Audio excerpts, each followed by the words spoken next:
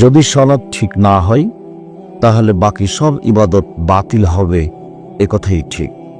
এরপরেও সলাতের নেকি বিচারের মাঠে, বিচারের দাড়ির পাল্লাই, মানুষের পাপ নেকির পাল্লাই যত ভারী, ভালো আচরণের নেকি তার চেয়ে হাজারো লাখো গুণ বেশি ভারী। ভালো আচরণ কি জিনিস?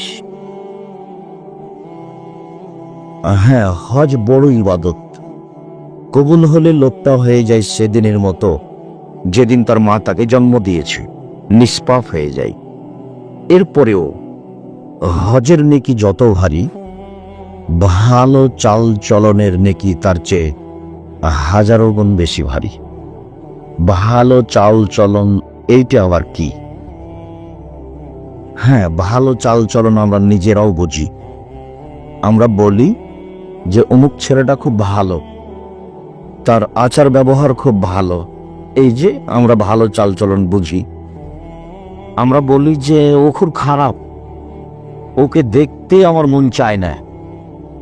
একবারে মুখখান একবারে এত খারাপ যে সবসময় অশ্লীল কথা বলে। এই যে আমরা বুঝি যে খারাপ চালচলন কি জিনিস। তো ইবাদতের জগতে সবচেয়ে ভারী নেকির ইবাদত হলো ভালো চাল চলন।